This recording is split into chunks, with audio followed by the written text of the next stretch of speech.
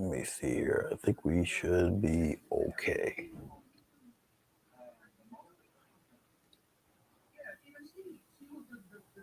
All right, let's see. I didn't need to do that.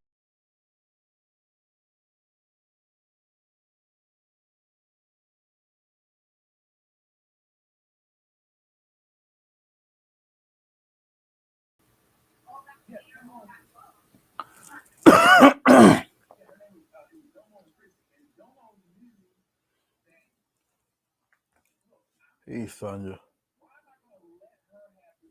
Yep, I'm having connection issues, but it's only because I am doing Wi-Fi on the PC.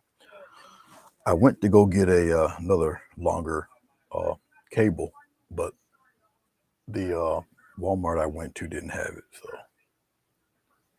hey, Mona, how are you? Hey, Larry, what's going on? Good to see you.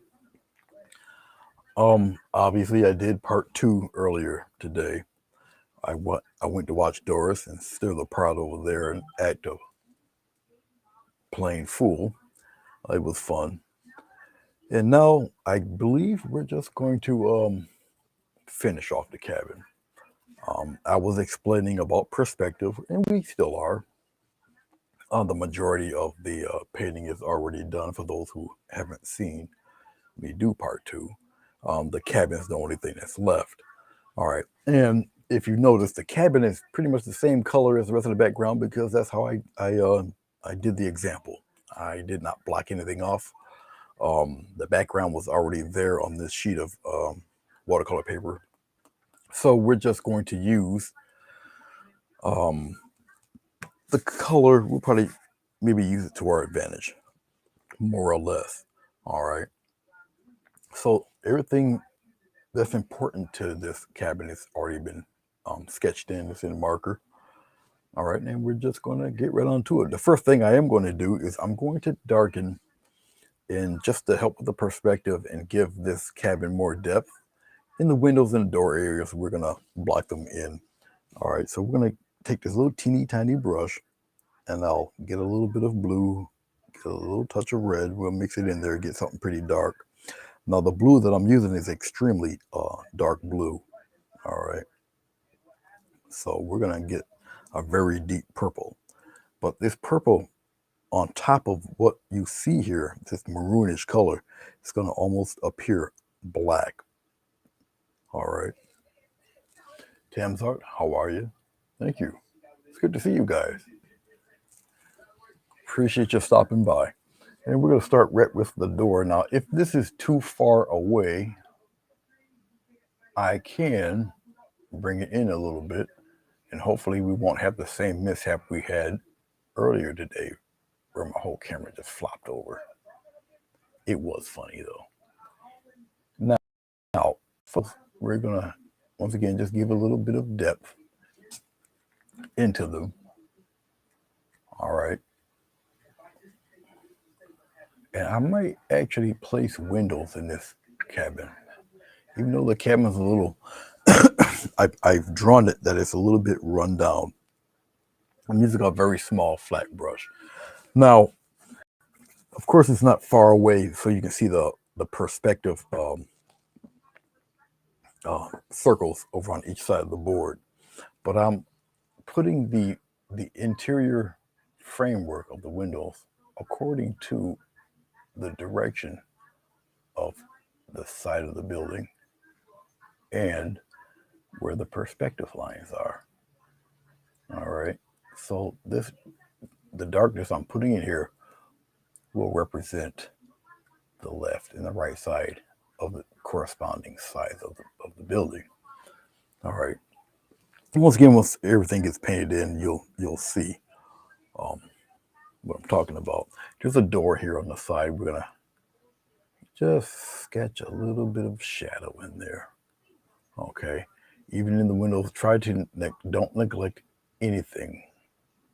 All right. All of this helps with the depth of your artwork, making it 3-dimensional because you're trying to portray 3 dimensions on a 1-dimensional piece of paper or canvas, what have you.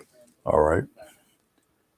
And I'm going to still use this deep color. Once again, this color is interacting with the shade of what you got for a background. All right. Yeah, I wanted to see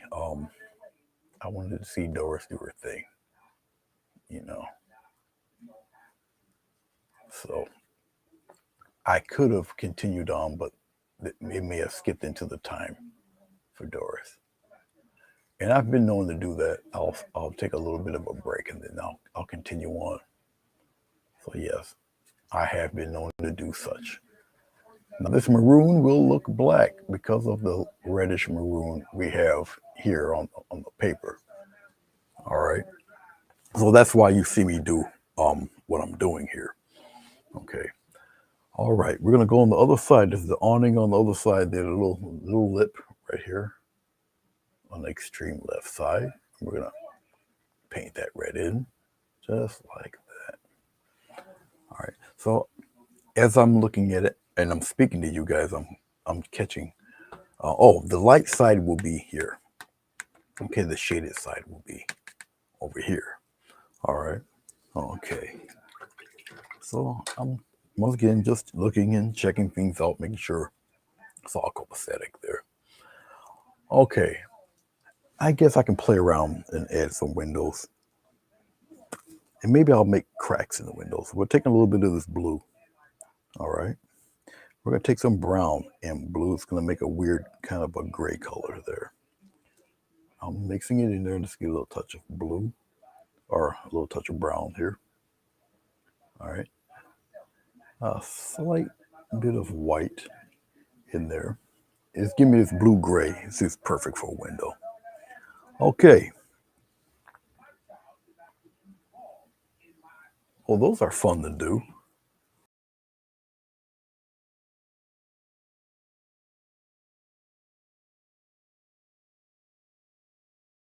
Sketch in the dark side anyway, so we'll sketch in some. Once again, little window panes here in it. All right. I'll do the same thing over here with this guy here. As you see, I'm not gonna totally fill all of that in. I'll add a little white to this and gray it out a little bit. Just a little touch of white. Wipe some of that away. And we'll kind of mix it in there a wee bit. Okay. Just rub it all up in there like that. Let it just blend in like that. We do the same thing up here. The paint's still a little damp. You can rub some of this in there. Okay, I'll get a little touch of white. Put it in there a bit.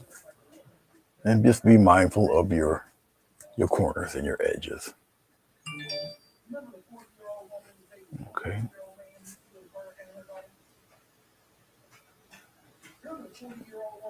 Put it right in there. And just blend it in. Okay. There. I might want that a touch darker because it is on the shaded side of the building, so we'll just get it a little darker. I don't have to darken the whole thing, just like that, for a little bit. Oh, that's cool. That's cool. I could take the same color, come over here on the lighter side. And once again, this paint's still a little on the damp side. We'll do this window here. Okay. And I will rub in some of the lighter color. You only need just a little bit. Obviously a little more on the lit side. Okay.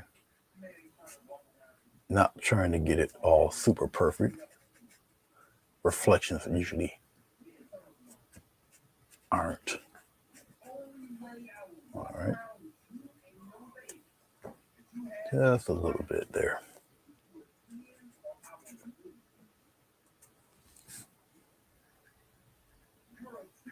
Right there.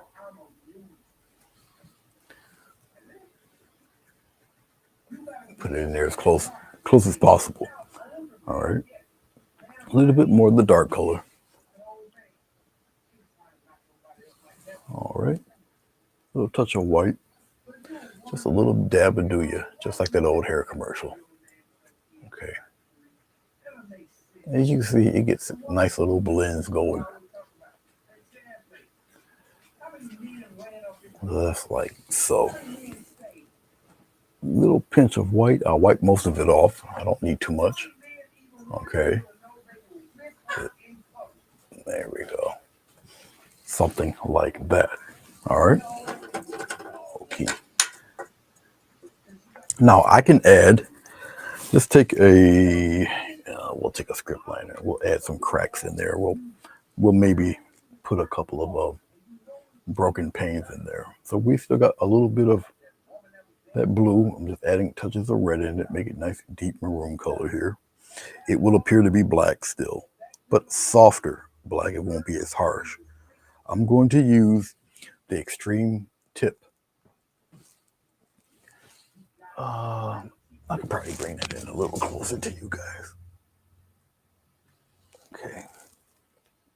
Now, I know some of you are running open bets to see if this camera will fall over again, but I can guarantee you it won't. We'll do one right here. We'll put a little crack in the window like that. Like so. Nice and sharp. And we'll splinter it here. Like that. All right. I'll get a little water. We'll loosen up the paint just a little bit. And yeah, here, we'll put a nice ragged hole in the window right about here. And I'm going to emphasize the log building. Make it a little curve there. This is a very different type of painting that I usually would show people. I would do this in a class that has come a little further along than the basic wet on wet style. Okay. Like I said, this building's a little beat down. It's seen its better days, and so I'll paint it as such. Right in here, where the perspective line is, I'll kind of put a gash in this one too. Okay, like so. Once again, with a script liner, if you want to do fine lines, you can't hold it to the side. You got to almost hold it straight out. Actually, just put a little gash right here too, and then we'll come like that. Come on down here. Just like that. Okay. All right. So like I say, this building's seen better days.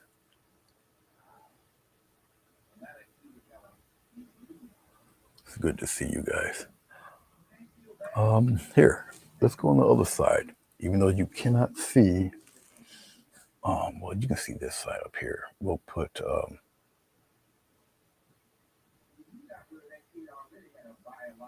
we'll just darken, get a big chunk of glass missing out of here. And once again, I'll just emphasize the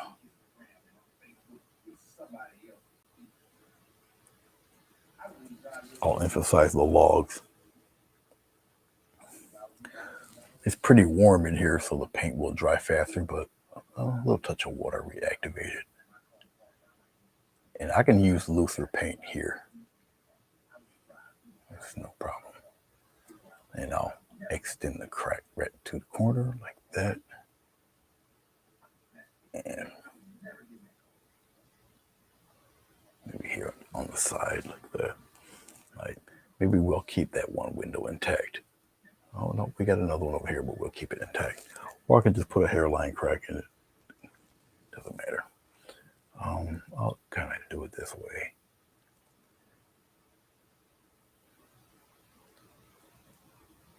Like that. All right.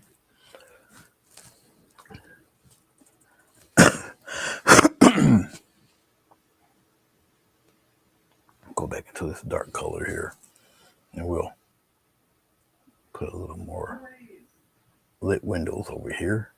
And sometimes all I do is really just touch and dab. I'm not adding any glycerin into this because I want what I'm painting to dry relatively quickly. Because if I have to do some glazing and glaze over this, okay, it'll kind of still keep its little glare. I can brighten up some of this, just touch it up a little bit in the spots here, just to let you know that this is the brighter side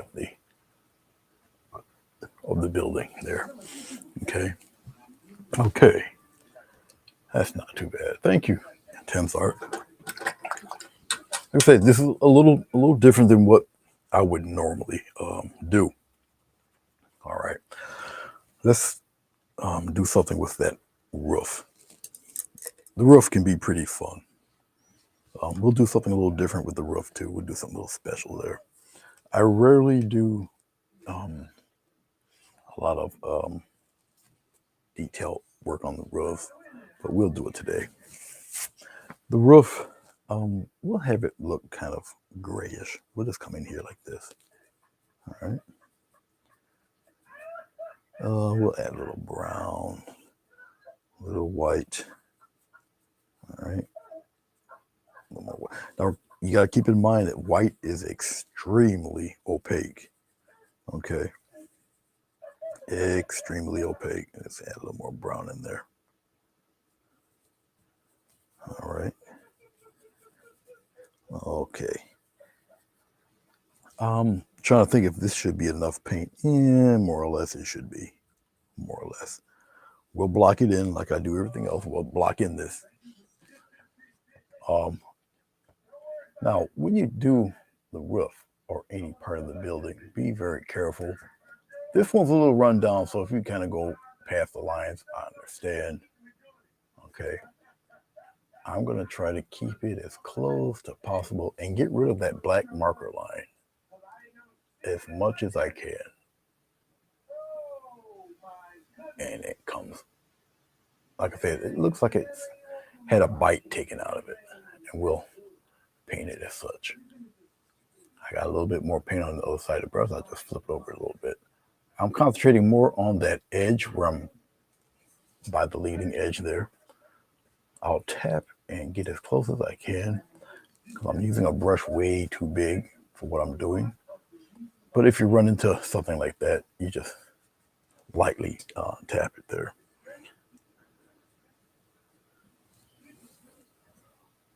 And then we'll get to some kind of pattern with this roof. Okay. I'm gonna add just a slight touch of water, and I mean very slight, just to reactivate the paint. All right. Now, when you do add water to your paint, it does get a little transparent. So keep that in mind also. But I'm not looking for a perfectly painted roof. This roof, once again, is weather beaten. Okay. It's seen better days. But we're going to do something interesting with it. As you can see, when you add a little water, you see it loses its opaqueness, opacity. All right. Just a little. I didn't make enough of it, but it really won't matter. Okay. Now let's go with a little touch of blue, a little touch of brown, a little more brown, a little more brown. Still want that little bit of gray, but we'll darken it a little bit. As I'm looking at it, add a little touch of white there to it. All right. I'm going to use the flat side of it. We'll just add some damage to it here.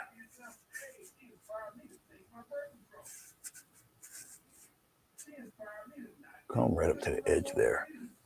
Just let it run ragged there. Up to the edge. Well, now, it's omnidirectional, the direction that I'm taking with it. All right. come over here to the edge there. Something like that. All right. I'm gonna let that tack up for a bit.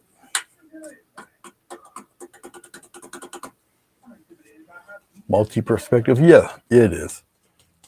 But in my first lesson of this, I explained all of that, how it can be done, how easily it can be done.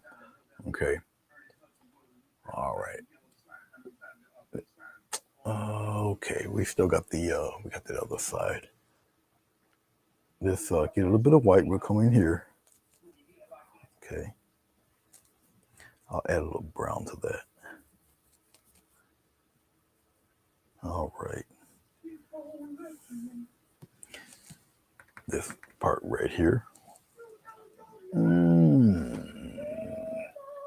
I think we can just about get away with it with this edge right here. All right. I know you guys hear that guy's bad singing. There we go. Put it right in there. And just be careful. I usually just tap along and get as close as I can to the edge like that. Then we go into this dark that we already have. And you don't have to do all of it. As a matter of fact, I'll just take my finger and blur it in a little bit. Put a little bit over here. Just like that. Don't have to go overboard with it, really. I'll make it a little bit brighter. Right up around in here. Kind of. Just smear it in there a little bit. Needs to get it to somewhat match up above there. Okay. Once again, it's not in the best condition. It's kind of rubbed out a little bit. I can add some of this bright stuff in there. Just rub it in there a little bit. Okay. And if I'm not really too satisfied with it, I can add a little more. Just like that. The key to it is just blur out the edges. If it's a little like that. Okay. Just like that. Make it look really worn and beat up and, you know.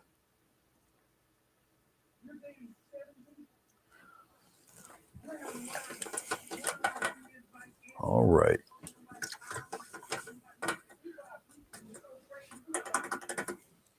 I'm going to take the same brush. This is a 1-inch brush. We're going to go into a little bit of the brown here. Okay. Just brown itself. And we're going to. Oh, you guys can't see that. Let's move the camera. Oh, let's move it this way. And we're going to get to that door right here. I know where the perspective is because I see the white pencil line. Okay. And I'm like, really centimeter by centimeter. I'll flip the brush around and inch it closer to the other side there. Just like that. All right, so we got a little bit of a door thing there. I'll take a little touch of white. Just like that, and we'll blur that in a little bit. Just like that. Make it look rough. Make it look crazy. All right, we'll do a little bit of that love over here with this one too. Just like so. Bring some of that dark down in there. Just like that. Okay. All righty then. I'm still checking things out. Let it tack up a bit. I'm going to go back up there on that roof. I'll use a script liner for it. You work, I mean, each artist will work in his or her own style. Some people let's say if they wanted to do the wall, they'll do the wall.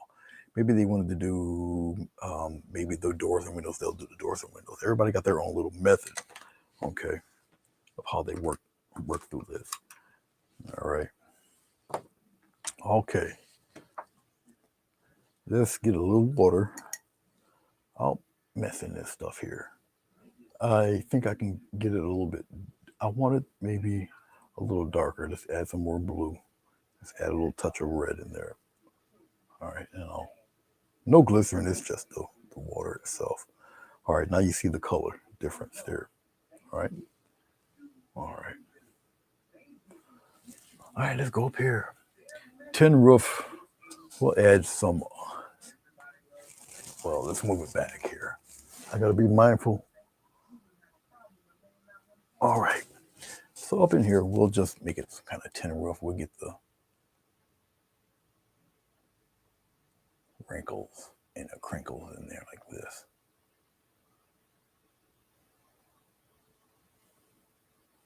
And we'll make a couple of bends in it like that. And we'll bring it out. Okay. Something like that. Let's take a little white, put it in there, just like that. And we'll highlight one side of this like so. All right. And we'll keep it to the upper side like that. Okay.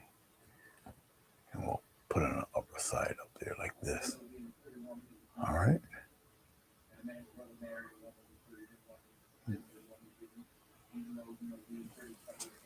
Okay. Something like that. We'll put a little bit of that in there. Oh, we'll pop in a few little dent things in here too. Up to you how much of this you want in there. All right. Truly up to you. I'll put some. Let's get some more water here. And we'll put some little shines of. It's not bright enough. It's almost like painting a there we go. Because it is the lit side, so we'll put in a little bit of glare in there. All right. Each one it would have its own separate glare because the window's cracked. So when you crack it, they split into their own separate. It's like a mirror, how it breaks apart and makes its own separate whole mirror. You break it. It's kind of the same thing with glass. All right.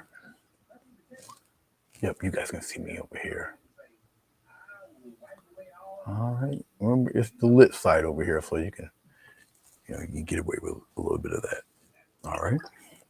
And keep in mind that this, whatever color I put on here, is going to active. It's going to blend in with what you have underneath it. All right. That's what I'm trying to say. All right. Let me get rid of some of these notifications that are popping up on my very old Windows 7 laptop. Hey, Kelly, how are you? Hey, Doris, how are you? Wonderful stream. Wonderful stream, Alan. I thoroughly enjoyed it. I really did. We're still talking about perspective. We're talking about linear perspective, which is what you're looking at here. Then once I pan this out, we're talking about aerial perspective. All right, things get a little darker, a little more detail coming towards you than away from you. Away from you, you get a little atmosphere. Things are a little washed out a touch. Okay, and you'll see that once I pan back. All right, so when I came back in a few minutes ago, about a half hour ago, 90% of this was already finished, and we're just gonna finish off the cabin. All right, okay. So let's do this because I know I've talked about glazing and all that, and I talked about glazing. I don't know if I showed you like a major example of it, unless I did if I did a well, while I'm talking to you, explaining it, let me put some wood frame stuff on this door. I don't think I really did it in a major way, so maybe I'll do a little bit of that tonight. And once again, it's not going to really take a billion years to do. Glazing is really simple. It's all about how you perceive color and how you want to envision things. I'll put some wood grain on the door to at least make it look like a freaking door. So it's like Just some little dark stripes there. Same thing over here. Now, I don't have any glycerin on this yet, but I can get away with all the fine ink work here on this because there's no glycerin. So the paint is not laying on top of the glycerin. It's not going to spread or anything. And also, I'm going to do all of this with the natural paint before I put glycerin on because it won't smear. Once it's dried, it's dried. Okay. I usually don't paint like this anymore, like sketch out something with the background color all going through it, because this is actually background color. All right, this was already here, but like I say, those of you who haven't seen it, you wouldn't really know. So I'm gonna use this color to my advantage, to my little benefit. Okay, yes, I am, and I'm gonna show you that approximately right now. As I'm looking at this and I'm checking things out, I'm thinking right now about, do I really want to cover the windows doing this? And I can, and I can wipe it away. Oh, no big deal. I don't know if I want to use this rough one or I want to use a more fine brush. I think I'll use a fine brush. So I'm going to use a brush like this. Okay. All right. We'll keep the cabin its more or less traditional type color thing going on. You see the black lines representing logs. They may or may not show up depending on how much glycerin I'll use. So I think I'll do this in the glycerin and paint mix and show you how simple it is and what kind of effects you can get from it. I may just cover the windows with the glaze. It depends on how thick I want it. Okay, I'm just take a little brown. I'll just put it right here in this mix, right here. All right. I'll probably start with the dark half of the building. I will go into my vegetable glycerin. All right, put it right in there. Now, why am I putting this glycerin in this paint? It makes the paint transparent. All right. If you don't like something, you can still wipe it away. Water and vegetable glycerin are enemies. So if you really don't like something, you can just wipe it right away. Okay. Now, glycerin really prolongs the drying time of acrylic paint. Acrylic paint dries like that. You got me. All right. Oh, what else? And what I say about it? You get really neat effects with it. Really do. So let's dive right into this. Let me adjust the camera to have it face this area right here. All right, so we're gonna concentrate right here on this area. This is the darkened side. We're gonna use this color to our advantage. We're just gonna use the brown right now. Okay, here we go. And basically you just color it in like this. Just what you see me doing right now. Now, it's my choice. If I want to cover over the doors, cover over the windows, my choice, my decision, if I would like to do it. I mean, I can cover over the door, it really won't matter. That's brown on brown, it doesn't really matter. If I do that with the windows, it will really put it in shadow. And I'm thinking, yeah, why not? Why not? Might as well do it. Put it right in shadow. Now, once again, doing it this way, you got a lot of advantages. Now, you see me putting it on here. I can wipe a lot of this right straight off if I chose to. Okay. Putting more and more glycerin on, well, let me explain it this way. You can layer the glycerin, and I might show you an example of that as I'm doing this. Now, because I did it a traditional way for a while, and then I started doing this, it almost seems like cheating. It's not. There's no right or wrong way. I'm going to go right here in this shaded area. I'm going to put that in there too. All of this layering of different colors, it does matter. It does matter. It does make a difference. I take a little dot of blue, just a small bit, okay, and I'll put it in here. You see how you can mix that and blend that? Little dots of blue. Once again, it's the shaded area. You can get away with it, especially underneath the lip here. And you can move this color around. Okay, the more you mess around with it, the more it blends. I don't have to do the entire thing. Okay. Remember, it's so dingy, beat down little, well, large place. All right. But you can see the gradations of color and everything going through there. If I want to keep it in this perspective, I'll just brush it according to the perspective lines. Okay. You see, you can move this paint around and do just what you see me doing. All right. So I can still keep it in its perspective using those strokes and using those boards, the slats there, to my advantage. As you can see, simple brown, but it's the brown on top of the maroon also. So it's extremely shaded in. All right. We're going to do the same thing for its little side chick buddy over here on the side over here. There we are. This little spot here, same color as that one. It's on the shaded side, right up in here. Cover the door. Put it right in there, just like so. Okay, just like that. If you want to add a little touch of blue to that too, because you know one side might get jealous, you can do that. Particularly underneath that lip, right up in here, all in there, and you can put a little angle to it. Now I'm gonna take my finger and I'll just blend it in there. See that? How smooth you can do that? Just like so. You can manipulate it, move it around, just like that. All right.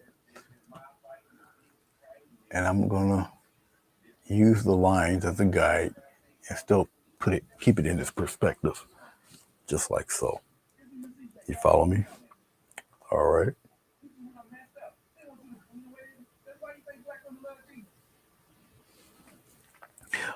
Linda, get used to it. Hey, is that okay, I see, Sonia. All right.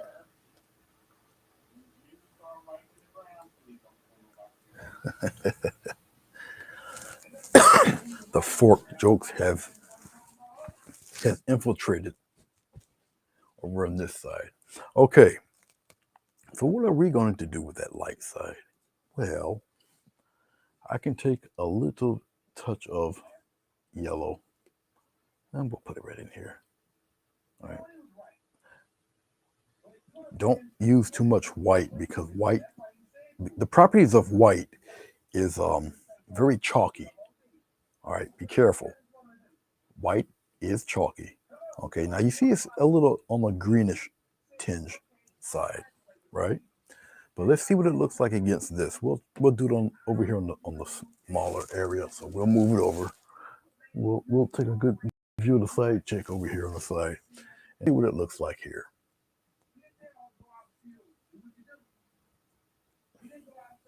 Now, as I'm doing it, I'll just do the whole thing.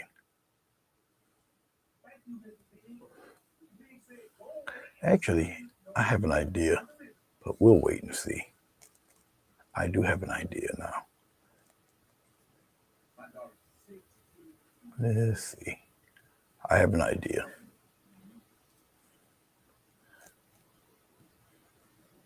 I have an idea. Yes, I do. Okay.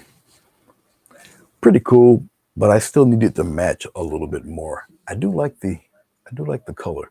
So we're going to take advantage of that. I'll just get a touch more glycerin. Put it on here. I'm going to keep that yellowish green. All right, we're going to play with that. We're going to come here, underneath in here. We'll just rub it in there like this. I don't really want to, I don't think I want to go over the windows with this, but we'll play with it like this. Let's go up here a little bit. As you can see, the black lines are still there, which is cool. That's a good thing. But I think I'm going to use this color as the sunspots. All right. And then we'll coat the rest with a brown that's pretty close to the dark side. All right. And so I'm going to show you how to do that, because once again, glycerin takes a little while to dry. And as you can see, it's quite transparent. Now, there's degrees of this that you can do on your own. You know, experiment, have a good time, and do it that way. All right, we'll kind of keep it like this. I'm going to wipe off some of this gunk off my brush. I can remove some of this, thin it out of it. Okay, we'll pretty much keep it like that. Now I'm going to go back into the brown. I'm going to mix it in with this greenish stuff here. A little touch of brown. Get some glycerin, thin it out. Once again, you can experiment. A little more glycerin than paint. I want it pretty thin because we already have a layer on here. All right. Yeah, we'll keep it like that. Let's go over here on this side. Yeah, and we'll play underneath here. Just a little bit. Now, what I can do here is take what you see me, and I'll blend it in like so. Do it under here a little bit, and then blend it.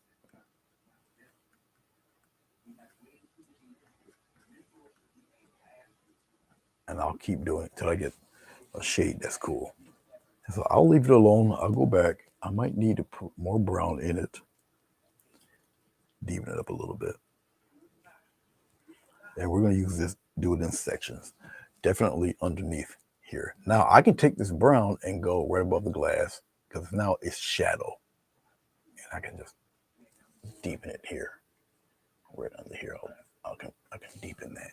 I'm going to go right down here, right here. And make a shadow right there.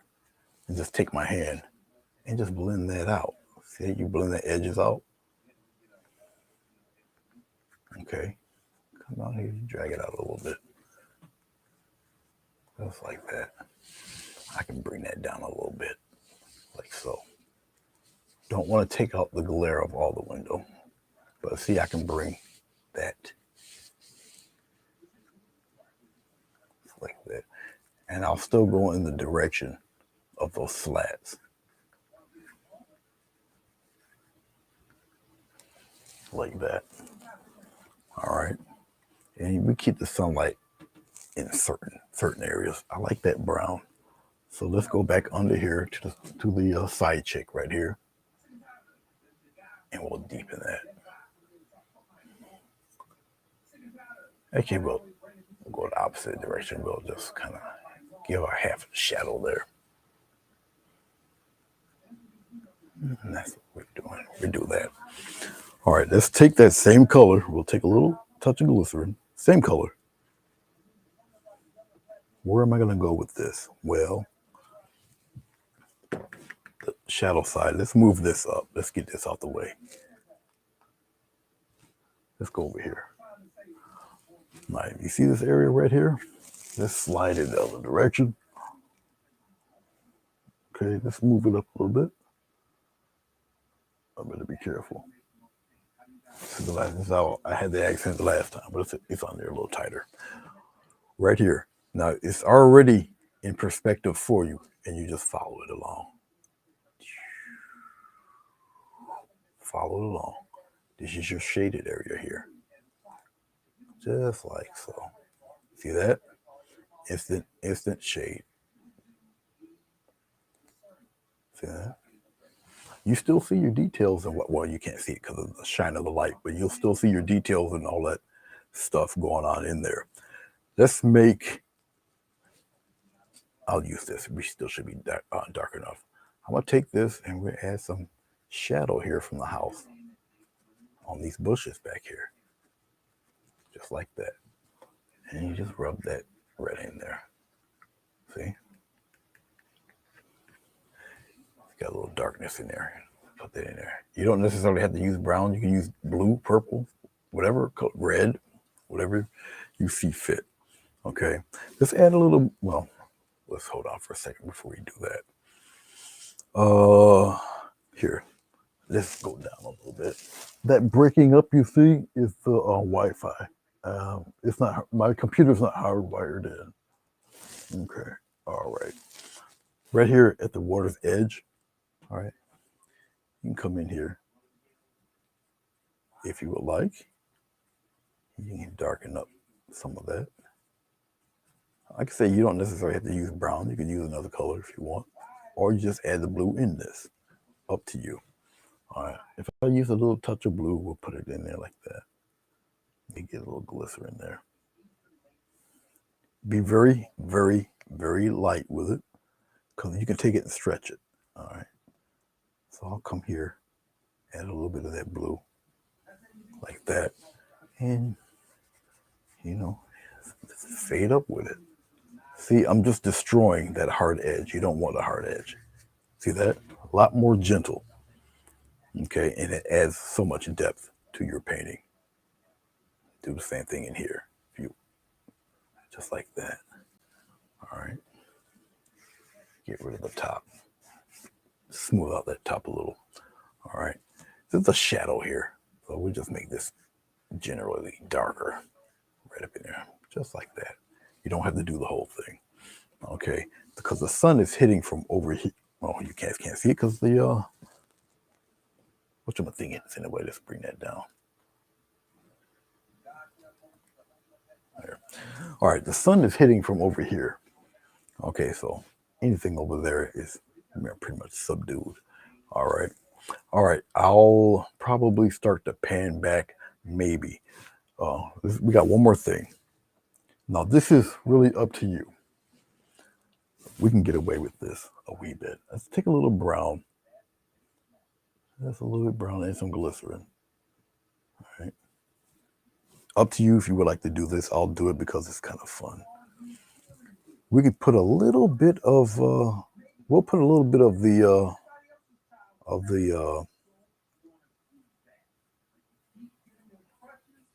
this fella in there. We'll kind of do it like this. Like so. Okay. And then we'll go,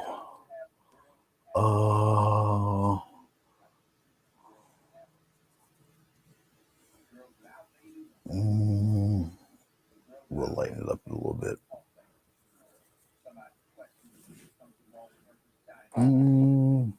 Because I touched that blue a little. But that's all right. We'll just use more brown. Still got glycerin in it. And see if it's lighter. Nope. A little more. Just put it over here.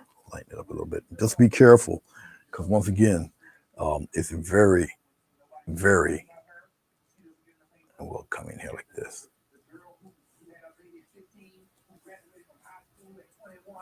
And we'll make it disappear a little bit. Just like that. Now I'm going to rinse off my brush. Dry it up. Pure glycerin. No other paint, nothing else added to it. I'm going to get rid of some of that. And we're going to take that glycerin and we'll just go down. We're just moving it straight down. Smooths it right out. Straight down. Mix that a little bit. Smooths that out a little bit there. All right. Then I'll just take my brush very lightly. Go this way. Go the other way. Go this way a little bit. Just like that. Go on the other way, other direction a little bit. Bring it down. Just like that. Instant shadow. Now you guys don't see all of that because I don't have it pulled out all the way. But we will start to pan outward. Sorry about that.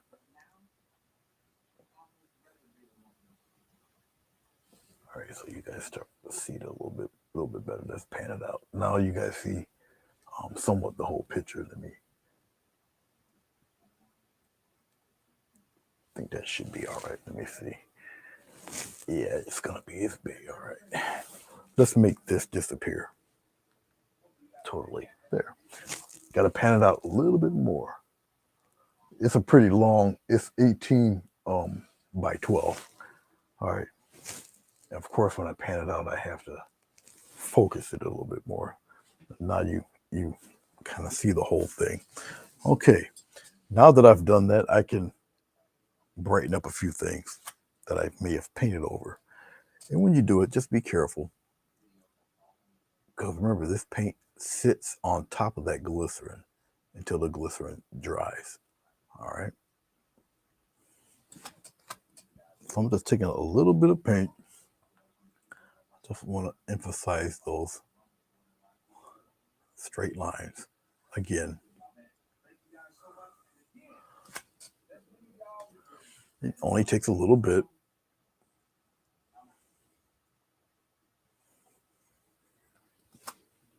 I can make little flowing ripples in this if I desire to, but I'll just go straight. I'm going straight across, like so. But I can make little ripples if I wanted to. It just gives a little bit of movement. All right. And if you add ripples like this, also it brings down the water level, believe it or not. All right. Okay, as I'm looking at it, I could probably zoom in for the details, but let me explain this to you. All right. Now, we pretty much somewhat know where the directional sunlight is. It's coming from the left-hand side. You can tell by the mountain and obviously by the lit sides of the cabin. Okay, we got our corresponding dark edge. We got our shadow here. All right, we got our little bit of shadow here. Okay, everything adds depth. We got a little bit of glazed shadow here. So this whole building was glazed. Okay, except for this part here, which you decided to brush. Okay, I didn't use. I'm trying to think if I used a palette knife. No, I think the mountain up here was all brush. Okay, but look at the mountain. The mountain looks way back there because obviously it's using the same colors as the sky. All right, and all I did was just lighten it. Okay, and then I went the other way just for the shaded areas. Okay, the trees, the base of the trees was a mixture of brown, blue, green. Okay, which gave me, and red. It gives me almost a natural black color, but it's really deep purple. But because of this maroon background, it looks like a very soft black. All right, and all of this is maroon. There's no black. I have no black on the palette, so there's no black used. Okay, the only black I used was the marker to mark off the lines and mark off the building when I masked this thing. All right. So I guess I can zoom it in a wee bit. You guys can look at it in real time here. Whoops, sorry. I just poked my camera in its eye. My bad. You guys would really understand if you if you were actually here with me and you've seen what I had to go through to turn this camera. Well, let's go upward here. You guys see the mountain. All right. Like I said, I did the background way ahead of time and let it dry and do its thing. All right. Oh, and while I'm here and there's new people in here, go ahead and look at that mountain for a while. You see anything weird? I usually do that from time to time. Usually people will write it in the comments when I post it on Facebook or Instagram. All right. Okay, enough of looking at the mountain. You guys will catch it when I post it later on this evening. And so we'll slowly pan downward. And this is more of a traditional acrylic painting deal. There's no wet on wet with this. And so you guys get a closer look at the building. And you guys will get to look at it really in detail when I take a picture of the thing. Okay. And then we'll pan downward. Now, what you might not see, what details you don't see is because of the glare of the light. Will come down here. Just like that. So while it's down there, like I said, if you add little motion lines like this, okay, stuff like that, the water kind of flowing from the edge, it's like it's bouncing and coming out. It lowers the depth of the water. If I didn't add any lines or just added just straight lines by themselves, real thin straight lines, it will look a lot deeper. All right. So, well, I know you see one. I don't know where you see the other one. As far as the mountain's concerned.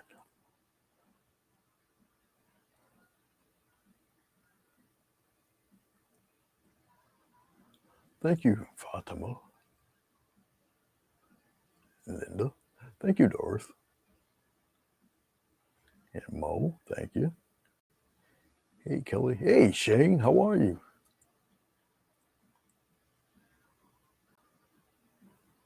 It's good to see you, Mo. Or, Shane. Of course, it's always good to see you, Miss Mona. Okay, let me pan back once more.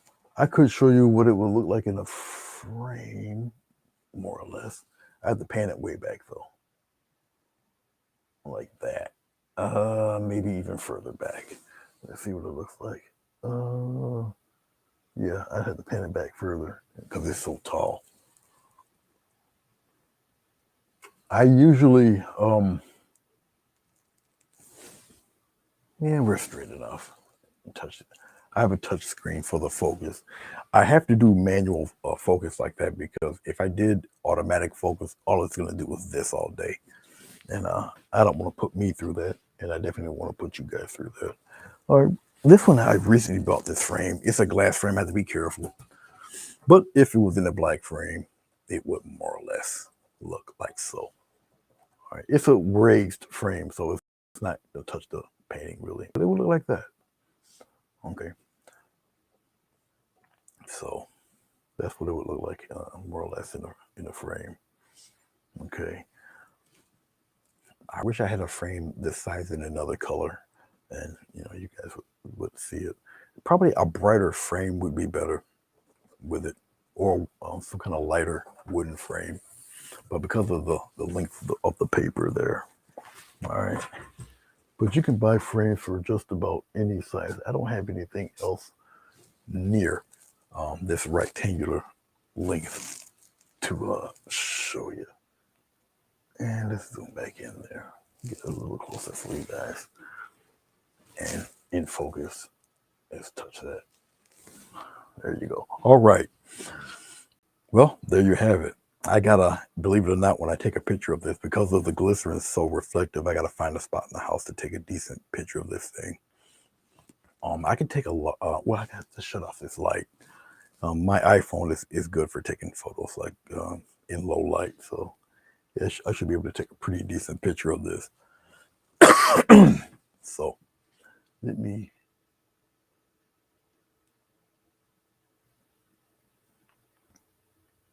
Yes, Sugar Plum, I definitely will sign it. Actually, Sugar Plum, I did sign it. You just didn't see it. I did sign it. It's right there. You can't see my finger. It's right there in the corner. I signed it in black ink, but it is signed. So, no problem, Linda. I appreciate you guys you guys watching the third and final part here. So you get to see it in all its cracked windowed glory. So I don't know what I'm going to paint next because when I get tired of doing florals, I'll come back to what started me into painting, which is landscapes. And I was studying to be an architect, so buildings aren't really too tough for me. I enjoy doing stuff. So, but if you looked at lesson 1 on this, I really go into detail, and you guys can see it. As a matter of fact, the 2 circles here. And you also see a very clean board. I had to repaint it and revarnish it. So that's an ordeal. But yeah, I spray paint the board. I wipe it off as best I can. I clean it up as best I can. Then I re-spray paint it. Then once that's dry, I gotta revarnish the whole thing. And once that's dry, it's ready to be used again. Okay. So I'll try my best to try to keep it a little neater now that I've done it. So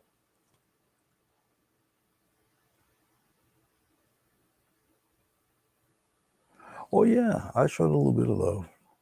I just didn't say love tonight, but yeah, I showed a little bit of love to it. I tried not to make the painting a little. I didn't want to make it really too gaudy. The color is bright enough, really. This odd maroonish color I have. I got plenty of paint, so I don't want to waste this paint. I'll probably put some plastic over it and save it for something else. Like I say, it's only going on 9 o'clock. So, but I'll probably make a background maybe, because I don't think I have any more backgrounds here. No, I do not. So maybe I'll do a background with what I have left here, which is plenty. Maybe I'll do 2 backgrounds. I think I got enough for that. And then we'll see what we'll do. Maybe I'll do a floral with a butterfly in it or something. Who knows? Whatever. It'd be some insect or animal or whatnot. Let's see. Can do buildings, really detailed build. I can do all of that stuff. I take great joy out of doing that, interiors and all of that. But then again, I was a comic book artist, and I got to get started on that. If you guys don't see me for quite a while, it's probably because I'm doing the comic art thing. Okay. Or I'll do enough of it till I get tired of it, and then I'll put it away and do another painting. But I really got to get stepping on that, because I know he wants to publish the thing for 2023. So, all right, I think that's enough for me running my mouth. Nope. Let's take the tape off. Must take tape off. I do tend to tape my I figured that was going to happen. That's because I used the X-Acto knife on the building. I do tend to tape my borders, if this is just me.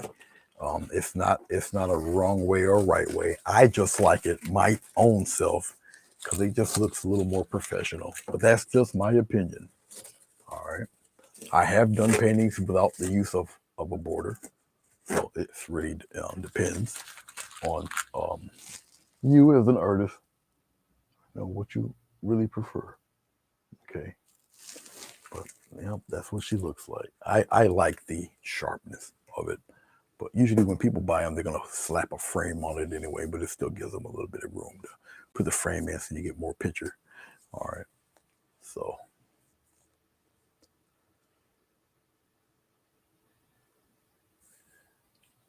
Let's see what else here. Oh, Sonia seems to have peeked in. Hey, Sonia. You're just in time for the end. All right. I don't think I have anything else. So I'm reading through the comments here. Oh, you wanted to be an architect too, Mo?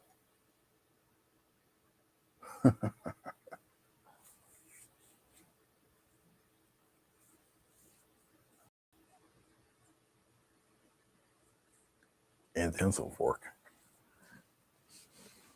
As long as it's a metal one.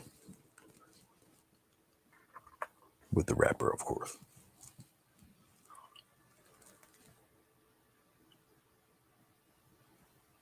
Well, thank you, Fatima. Yeah, everything was done on purpose. And what really makes the trees go forward like that is that light colored mountain back there. Yeah. And if you've seen the way I did the mountain, you wouldn't believe it looks the way it looked. But I knew what it was going to look like when I started this painting. Why don't you keep whatever object you put in the background, as long as it's close to the color of the sky, it's automatically back there without trying so hard. Because you notice there's no mist. I didn't need any. The mountain's back far enough anyway. And you can do this with just any color. If this is just the color I chose to do it. And more or less, once again, this is linear perspective, which is the building, the sidewalk. And then this aerial perspective, which obviously the sky, the objects, how they interact with the atmosphere. Okay, the closer it is, the more detailed. The further it is, further back it is, it's a little more blurred and out of distance. Okay, so, and I could have arranged this many different ways. If I wanted the forest further back, I could have added the color into the forest, and then just the bushes, and then the cabin be up front. So there's varying degrees. It depends on what you're looking for and what you want to do. You can ask me now. I'll just type it in. What questions you have, Mo?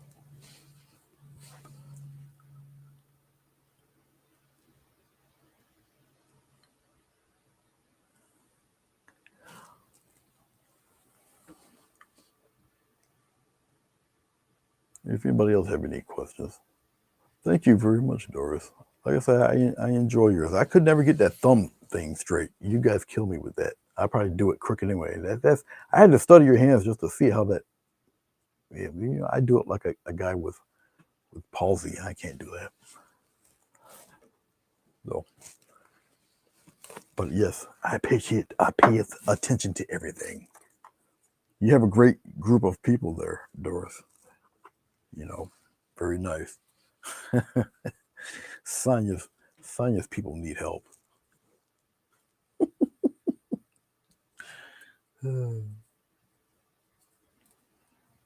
I'm waiting for Flo to ask her question.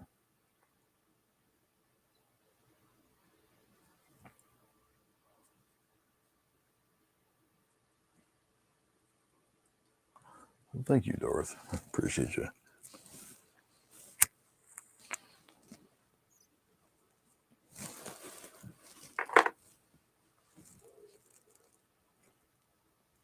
Still waiting, Flo or Mona. Marilyn, just in time for me to say goodbye.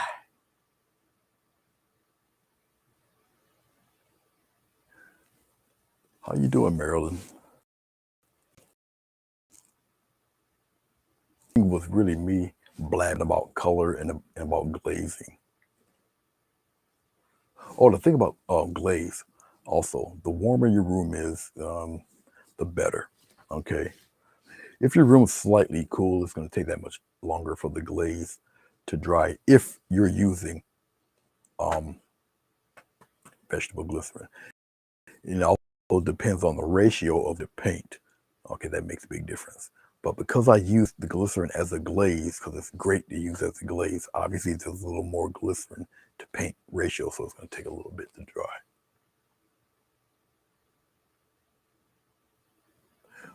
Yeah, the trees are way close. Yes.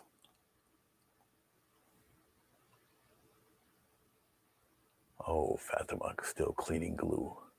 You take care too, Fatima.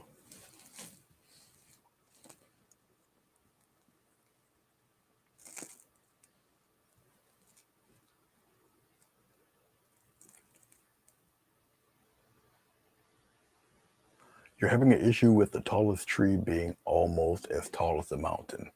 Oh, okay. Okay. So you're saying it's in competition with the mountain. Gotcha. Well, what I can do for that, Mona, is to actually make the tree taller than the mountain, which will in turn put the mountain even further back. You kind of understand what I'm saying? As a matter of fact, we can do that right now. We can do that right now. Let's just take, I'll take this brush. Okay, so Mona has an issue with the big tree. Now, if you have an issue with something like that, all right, see, now I can do this because this is not a commission, so I can pretty much do what I want with this thing. Okay, so we'll go into our blue, we're going to our red, we're going to make a deep maroon, another base color. Again, use a little bit of brown in that too. Kind of don't matter at this stage. It's just dark color.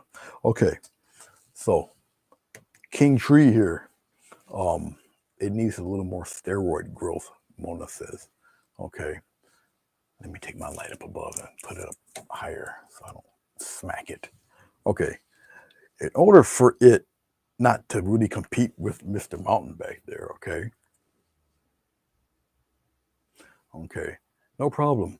So if I encounter obviously something like that, we'll just make it taller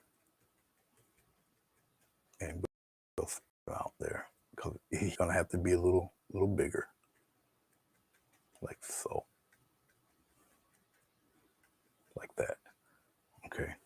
put some stuff out there like that.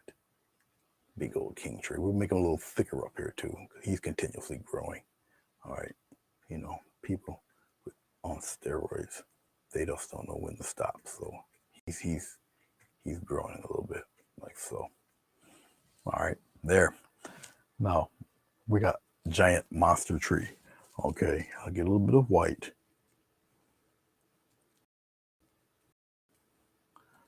A little bit. I'm describing it to you because obviously you guys don't see what I'm doing. So I have to describe it, what I'm doing here. Let's get a little more white. Let's brighten it up a little bit. Okay, and then we'll come on this side and we'll add a little bit of love to it. What the hell is that? Oh, well, that's right. My buddy Michael Trapp's on tonight. We'll add him right on there like this. Okay. We'll put a few of those in there. Now I'll take a little blue this time. A little touch of blue. We'll just add automatic shading on the other side. And it's just me adding blue to the green I already have on there. And then we'll come on the other side and we'll do some playing around with it there. Bring some of that into the other side of the tree. I'm gonna clean my brush off really quick here and add some yellow and white. There's a slight touch of white, a little bit of yellow, a little tap of green in there too. And the key to it really is just to blend it in with the rest of the fellas.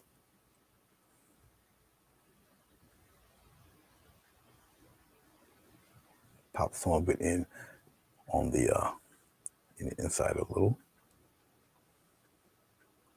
Something like that, and come on in there. Get rid of some of that there for the other tree. But something like so. All right.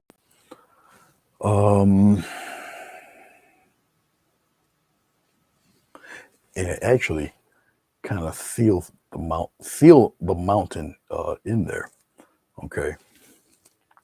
And he's gonna need a friend actually. He's kind of tall. He's up there. So I'm gonna quickly a little bit of red. I gotta give him a sidekick. Okay. Batman needs his Robin. Hold on before I do that.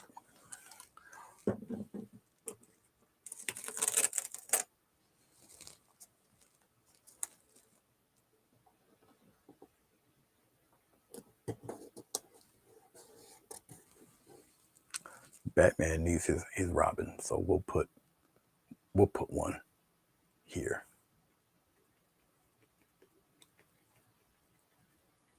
Just like that, right in between the other fellas. Like that. Oops, I got me. Tape didn't go down far enough. But that's okay. If you run into something like that, that's all right. Because what I'll do, I'll just wipe it, get that out of there. And then I'll just cover it with white paint.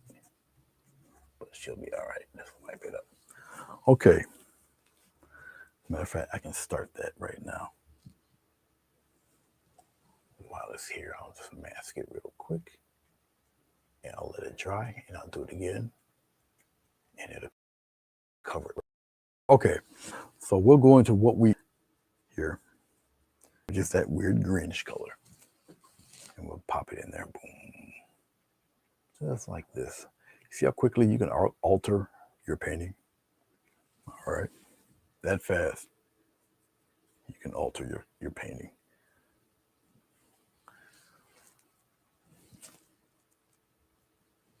But this is all a learning and a teaching process. Put some out there. Really toward the edge. Put it in there like that. All right. Get a little bit of yellow, a little bit of white. The brighter the color, the less of it you need.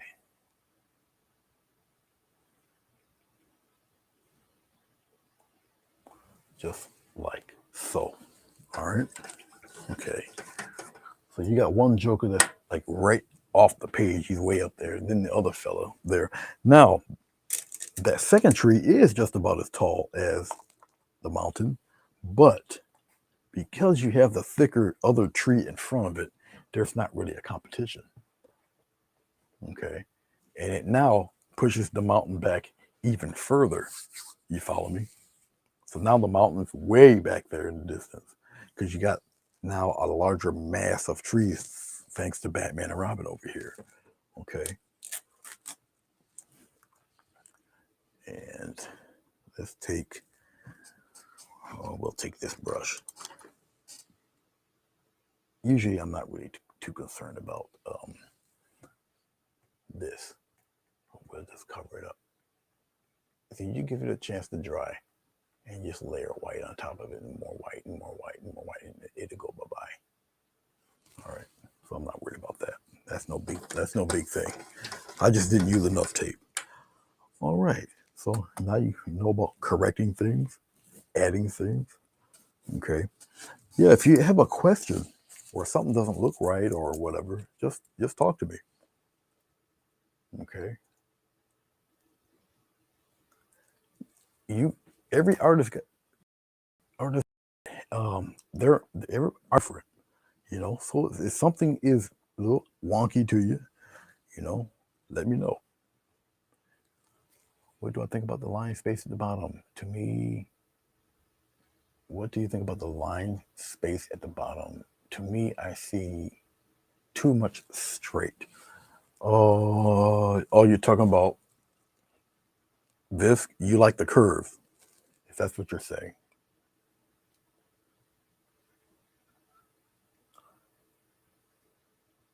No.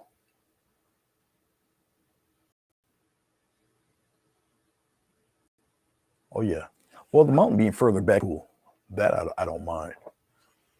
So you're saying that when you talk about the line, you're talking about, are you talking about these guys over here? So you want wavy things.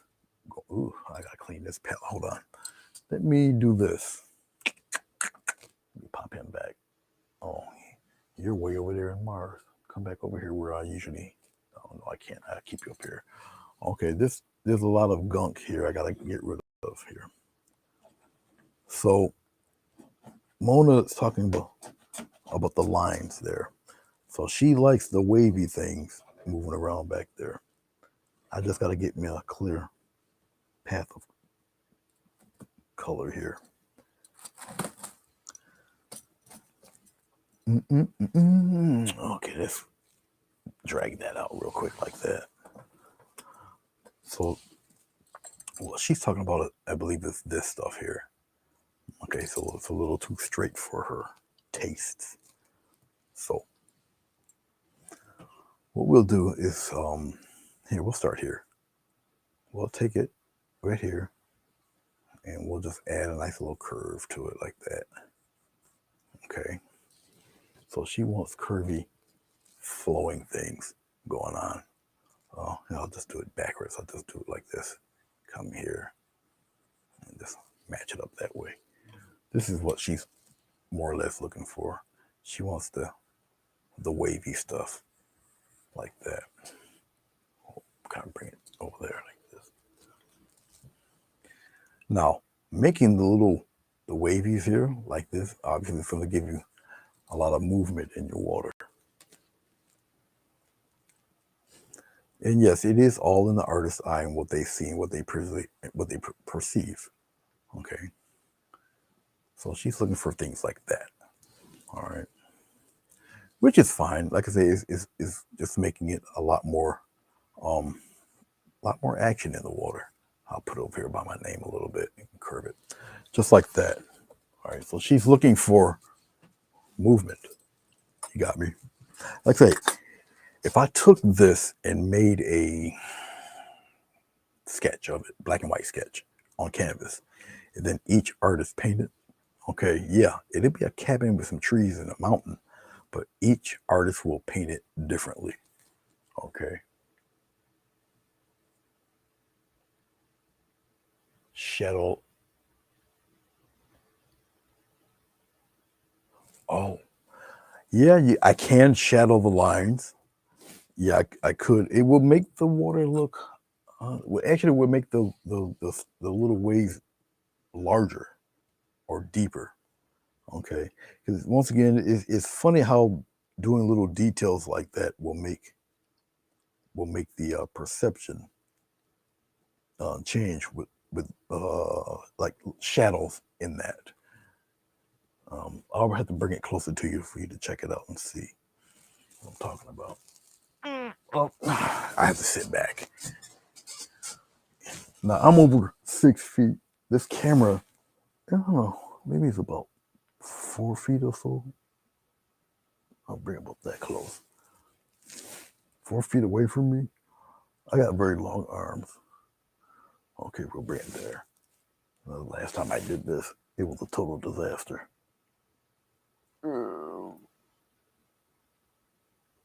There, I had to muscle it right there. Perfect. Just to touch the screen. Bring it back in detail. Okay, it's sharp there. All right. Now, adding shadow underneath these guys.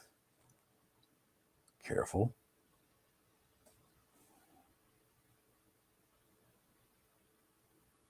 Some are thicker, some are thin. Usually, if they're going towards you, they're pretty thin or non-existent. All right. Here, I can get it a little thicker, then it goes back thin again, like that. This is what she's talking about. Okay. Like I say, it's all in perception, all in your mind's eye, how you want this to look. All right. This actually makes the water look a little deeper because now you're giving your lines a shadow. All right. The curves, when you're going straight, you can pretty much get away with it like that. Any curved line coming in your direction, you don't necessarily have to add them. Okay, this fella here, same thing. You can put him out there like this. I don't have to really do that one. We'll start it right here. Then it gets thin again. It comes out, gets thick, and then it will get thin or non-existent. We'll put a little heavier one here in the front. Nothing there, and it comes back out here. Nothing. Well, I put one there anyway. Right here, same thing, like that. We got one over here on the corner. This fella right here. Okay.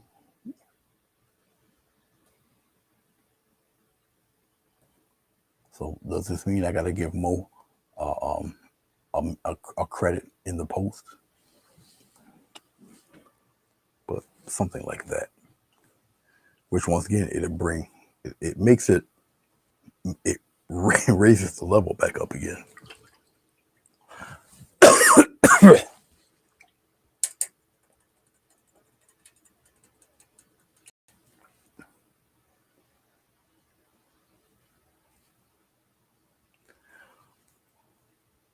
Oh no, I haven't seen your work. When I do tutorials, they're mainly for people who are starting, and so I really don't get too crazy with it. I don't know if you've seen that moose painting I did. I'm trying to think if I even did that as a tutorial. I don't believe I did. I think I just painted it. I know it took me a few days to do that one, but if I paint something either for myself that I really want to do, or if it's some sort of commission or whatever, then I'll paint it the way I would paint it.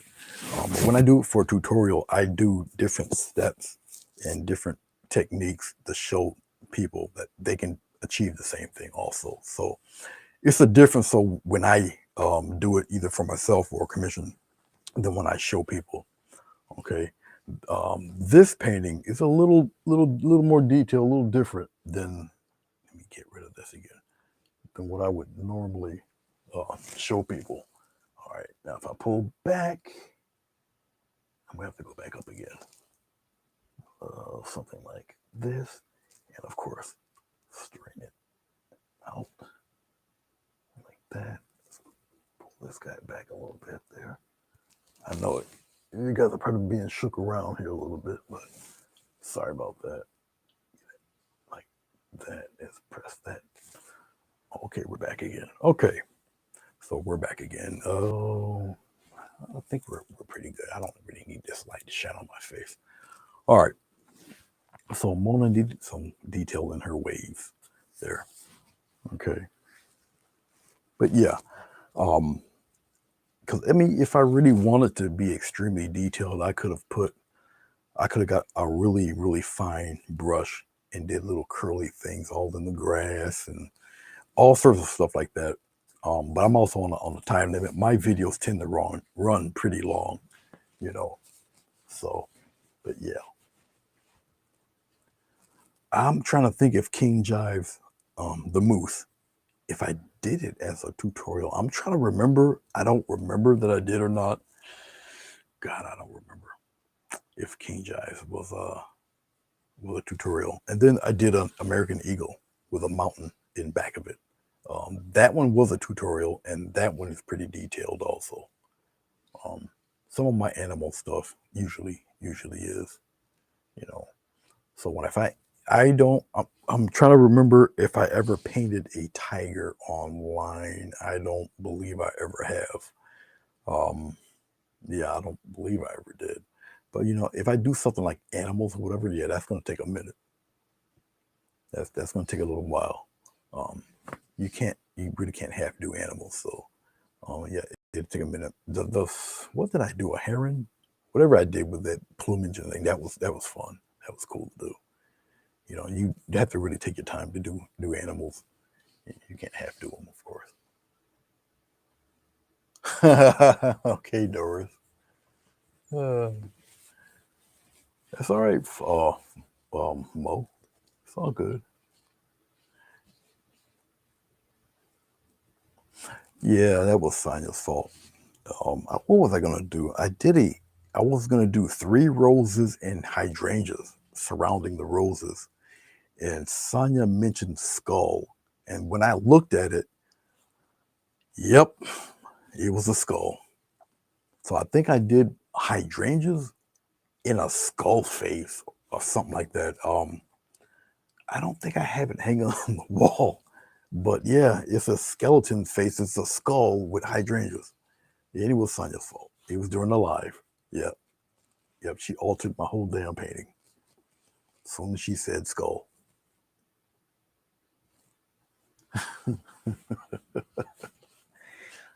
Yeah, she wrecked that whole segment. Sure enough. And yet, when I posted it, people loved it. You know, they liked it.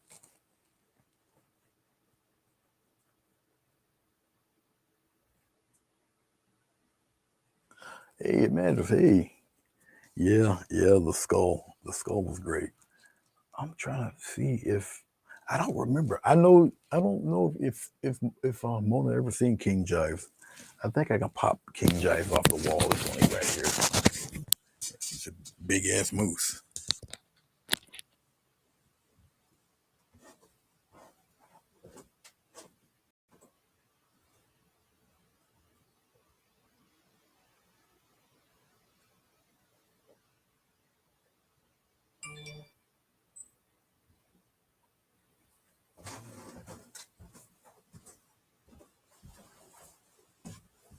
Oh lordy. Yeah, this is King. This is King Jive. Okay.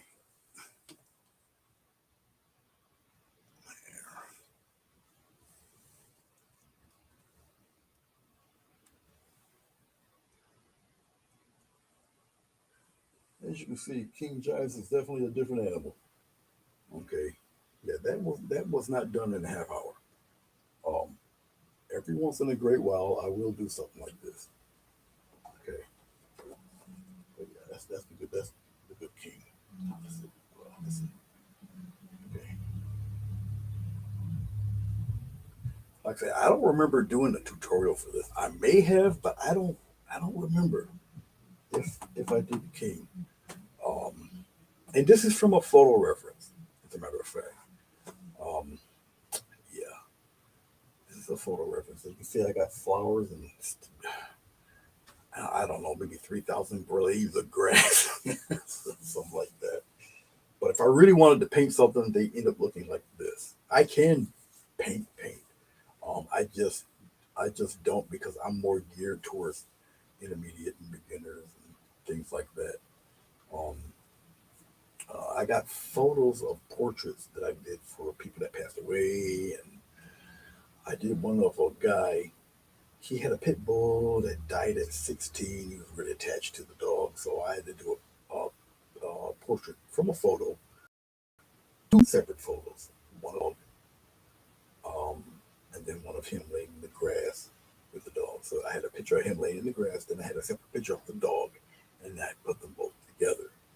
Okay, and then come to find out, he had a different collar or harness on the dog, and I had to repaint the harness to the color of the harness he had when he had put his dog down. So it was very sentimental for him. I had to do silver lettering on the side, yeah, the whole 9 yards. So that skull painting is put up. That is in a bin, as a matter of fact. And the thing is, I know that bin is probably in storage. Yeah, I don't have it physically here in the house. Um, I have to buy another giant bin to put the present paintings in. So that's why I'm selling a lot of my paintings half price. Um, I thought about doing an auction. My paintings are a little pricey because of the effort and time I put into them. So yeah, so I don't know, really if anybody would really be willing to part or be willing to spend that. I have done a few auctions and I did okay with them. I did all right. But it's been a very long time since I did one. You know,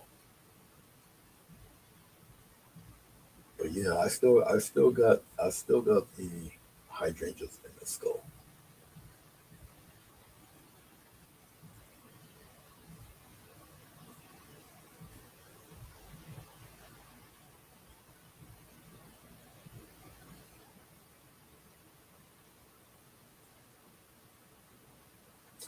Oh, that's simple. Um, when he goes to the bathroom, call the dog to you and take about 30 pictures, bro. You just take pictures. You know, take all sorts of pictures. Just take pictures. Just inundate your phone with the dog's picture, dog pictures. That's all you do, man. Um, yeah, just keep taking the pictures. Keep taking them. You know,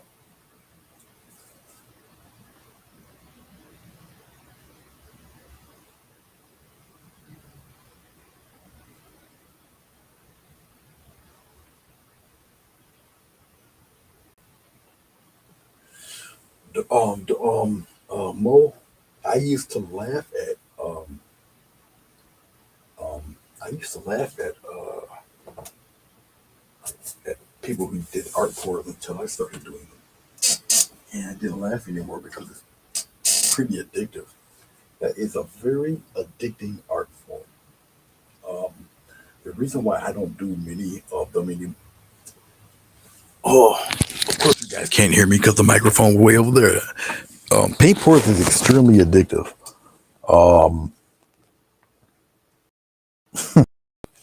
yeah, I did quite a few of them too, and the ones I didn't particularly care for, what I do, I just painted a flower over them. I got one of those too. I know I got one hanging up.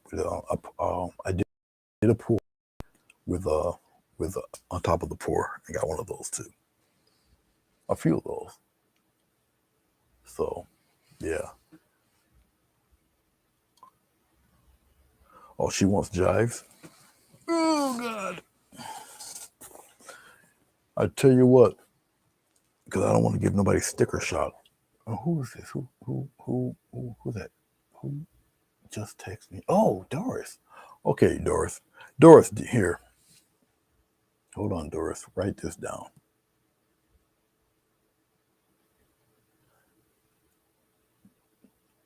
I don't know why it gives me that one. Um, there we are.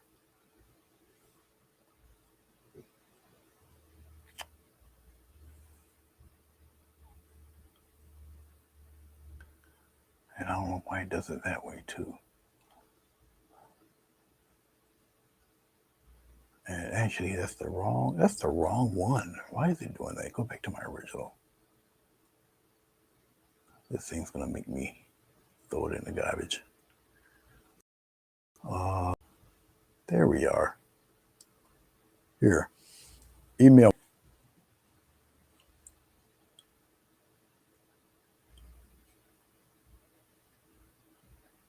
You can email me, Doris. I'll let you know. What size is this thing? I think this is what? I think it's 16 by 20. Mr. Jives.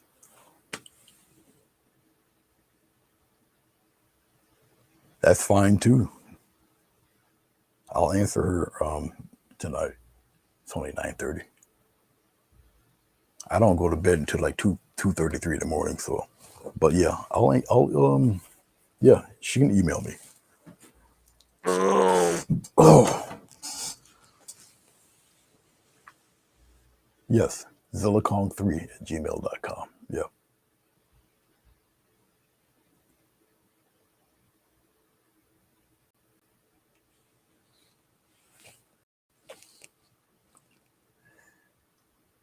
Oh, also, Flo, I paint. Well, I think you already know that I paint anything. Usually, I mean, I've painted the clown from It. I've painted Thanos, a headshot. I painted Daredevil. I did freaking the Robert R. What is that? The Gremlin Patterson Bigfoot, the female Bigfoot. I've painted that. Like I said, I did portraits of people that passed away and people present, but they're all in my catalog. Yes, I think they're in my catalog. Yeah, I've painted all sorts of people.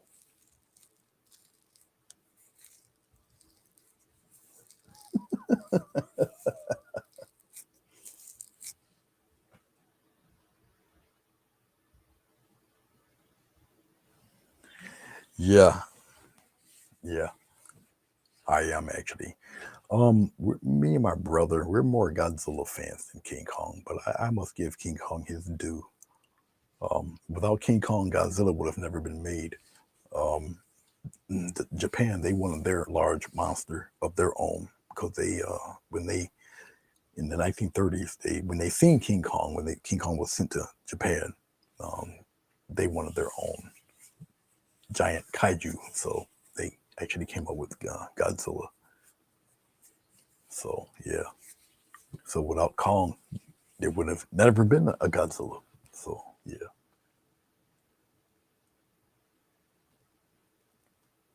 And I kind of knew who was going to win that fight between them two. It was kind of a no-brainer, but people have hope.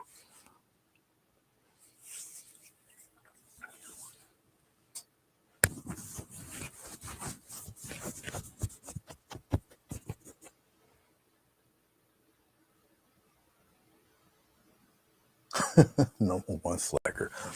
No, when I got into my pours, yeah, I did. I did florals over them.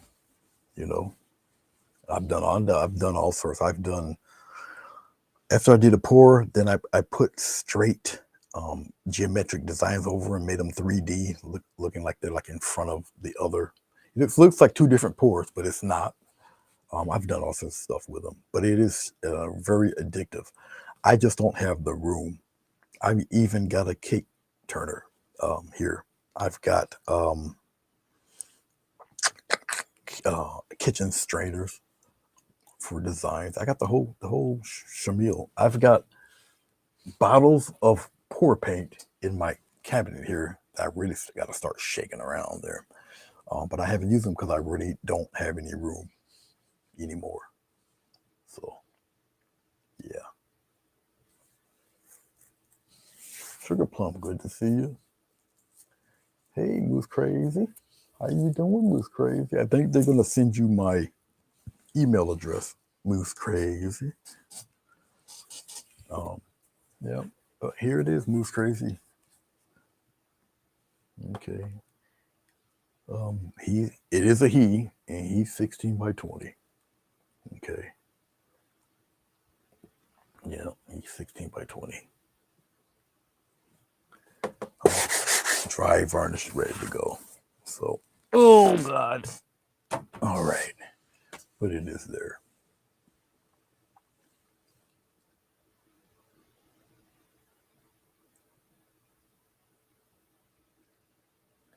No, I do it all the time. I look at Doris on the big screen, and I text on my phone the foolishness.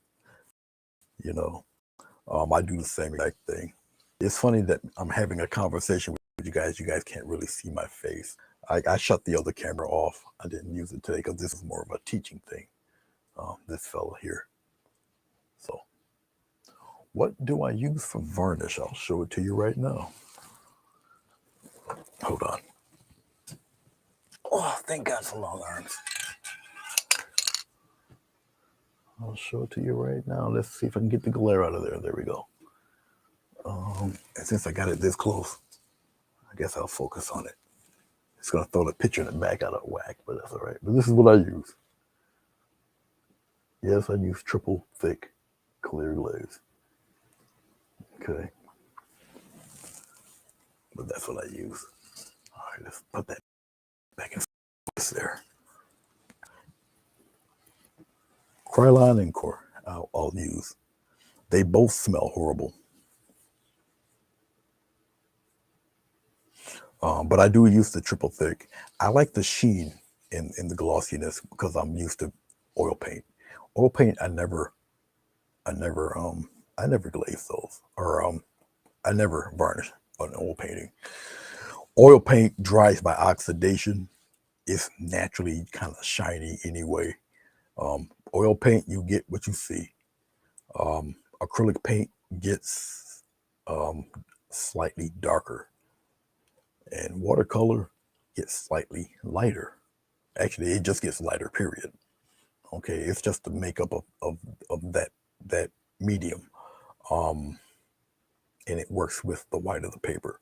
So watercolor is extremely transparent. Gouache, on the other hand, is just really liquid. It's just hardened. They did something to it, but it's just acrylic. You just put water to activate it. But it same properties, but it's just permanent. Okay, once gouache is on there, it stays on there. Watercolor, if you sprinkle water on it at any given point in time, it's going to reactivate and you're going to have a changed painting, which is why they varnish it. Okay.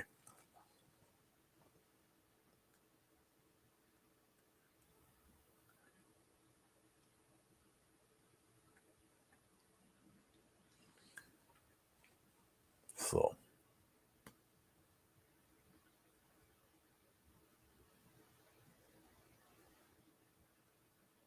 that would be interesting.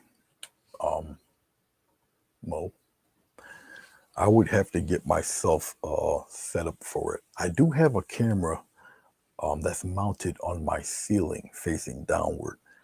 But it's above my keyboards. I was giving lessons at one point in time. It's all hooked up. All I gotta do is turn it on. I even have a lapel mic on that. But yeah, my little room here is all hooked up. It's my little man cave that has another 45-inch TV for a computer monitor. I've got a mixing board that's hooked to my keyboards. The computer is hooked to the mixing board.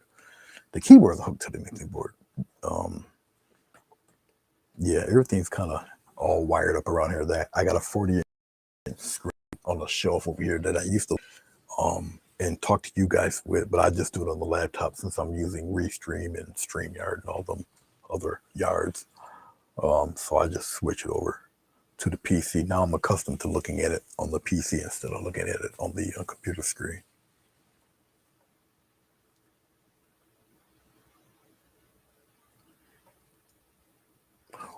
I like the ones you guys got. Crayola, I know Bruce swears by it. He really enjoyed it. And I do have some here. It's not Crayola brand, but I might as well use it. I mean, I found it pretty cool. And I am on watercolor paper, so I should use it a lot more. I just don't.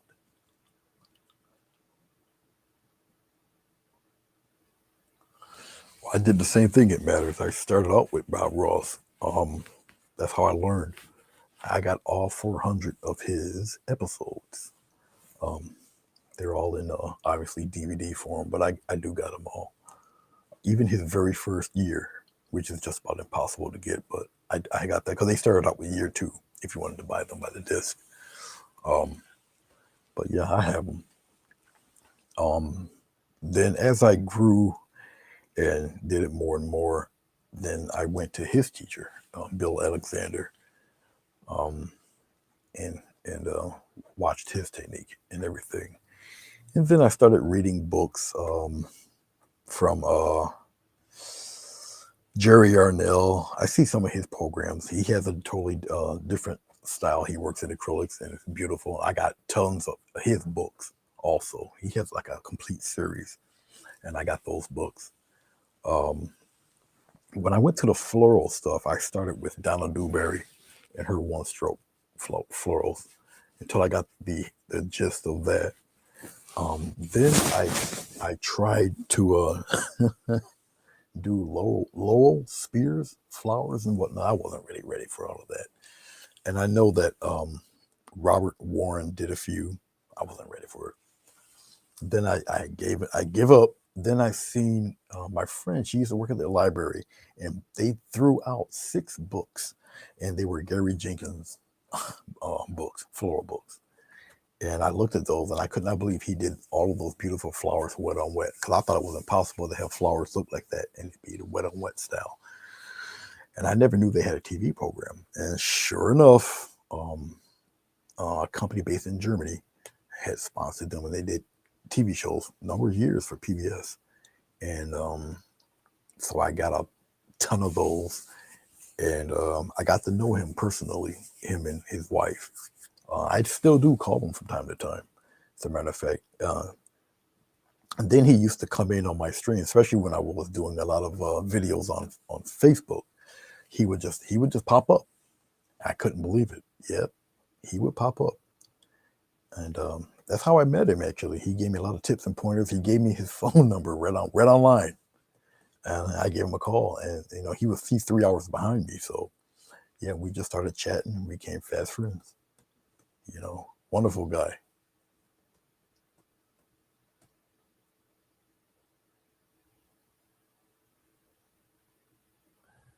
Isn't that guy online? He does like incredible. Isn't that the fella that does like the waves with the animals that are pictured in the waves?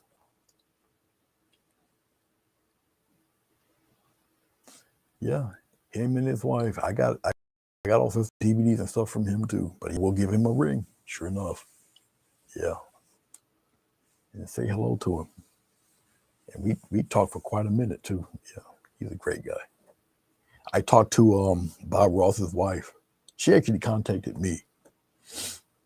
Yeah. You'd be surprised how many people have contacted me on Facebook when I was doing the videos on Facebook.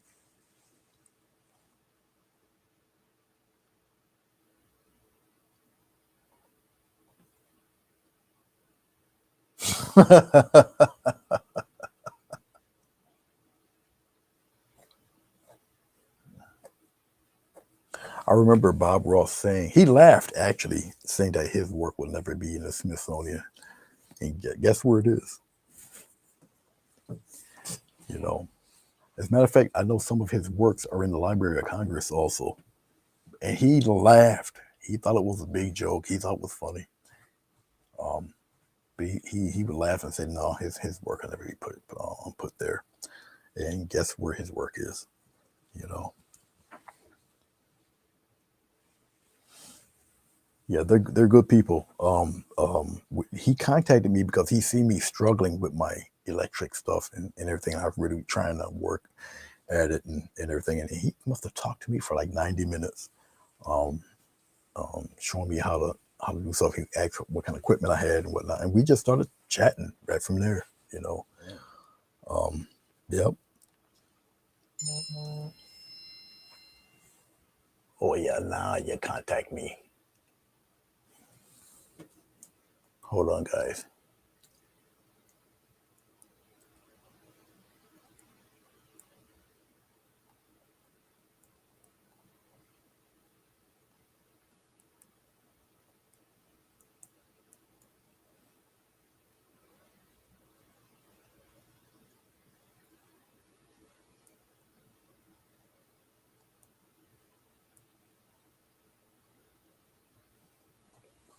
Yeah. Oh yeah. Oh yeah. I was talking to you about Miss Ross. Yes, she watched me also online, and yeah. As a matter of fact, she proved to me that she was his wife by she had pictures of her and Bob, and these are photos that obviously the public don't see. They haven't seen on any documentary or anything, and her with baby Steve, teenage Steve, in his 20s Steve, and him with straight hair, the whole nine, him in his military uniform, him and her with the military uniform in Alaska, the whole nine yards. Oh, we've talked and talked and talked. Yeah. So every once in a while, I see her pop on, and I'll say hey to her and everything. And she said that my work puts her in the mind of Bob, and she said he would be extremely proud of me. Um, yeah, Bob would paint. What it would take him? I think he would paint a whole season of shows over the weekend. It's crazy. He was very fast. I mean, yeah, he could take his time and do whatever, but he also painted three of the same thing per episode, so it was nuts. His schedule. That's why he was so fast. Also, because he only had a half-hour time limit, so he narrowed it down to 26 minutes.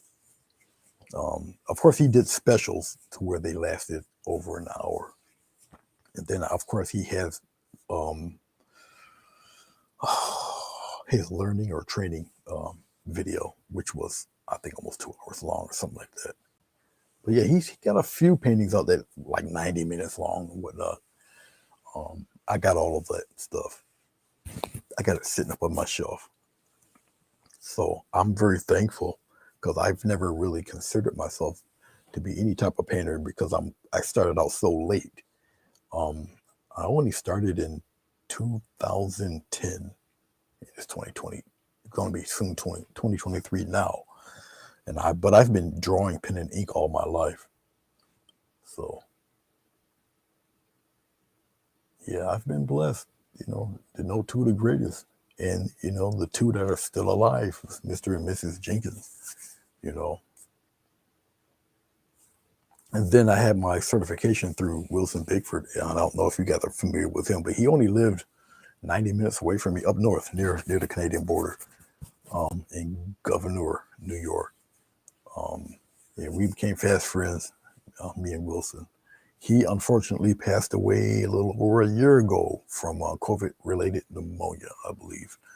And I was speaking with him. He came to Utica to do a painting session, and we giggled and laughed and joked around like two little school kids um, during this. And that was 2 weeks before he passed away. So, yeah.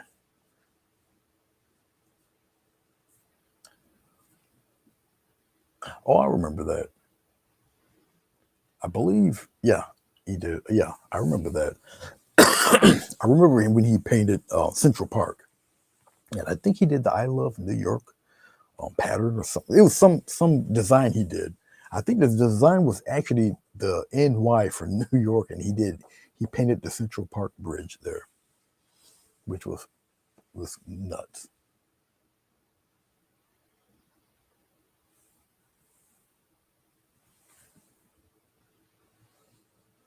Yeah, it was crazy. Yeah, I did a few of those too with the designs, the contact paper, and all of that. Yeah, I was brand new with it. I was really. I not only did I cut through the contact paper, I cut through the canvas too. So I made two designs. So yeah, I remember all those crazy times doing that stuff.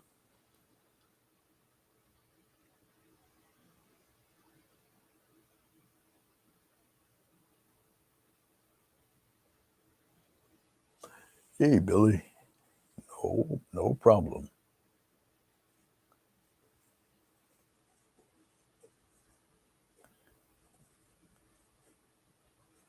How many seasons he had? Did he have 30, 33?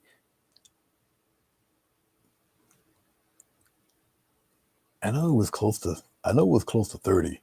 Yeah, because he died in '94, July 4th. Yeah, because he did a special announcement and everything when his teacher died, and then a few years after that, he died.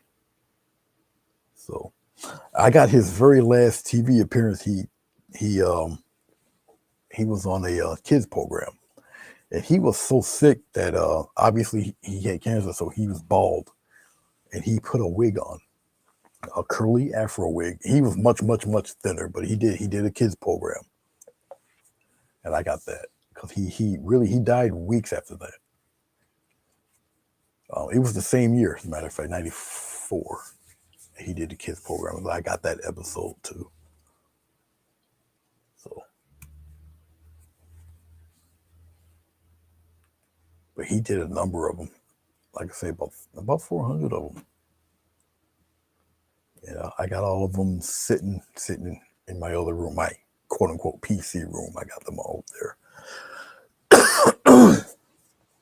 And he never really did acrylic except for maybe backgrounds. He was primarily an oil painter, and I believe he may have only did the human figure once or twice, okay, which is the famous one with the cowboy sitting by the bonfire. I think I did that painting maybe twice. I don't have it because I believe I sold them both. They didn't stick long. Any oil painting florals that I might have, it might be my very first one. Any other floral I did with a basket, whatever, in oil paint, they're not here. They're gone. My daughters have them. My mom, she had them. My cousins got them. My daughters used to come and just pick them right off the wall.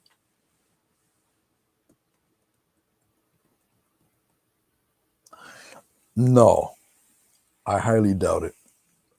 Um, I know he didn't. Well, he had stopped smoking. He was a massive smoker at the time. Um, but no.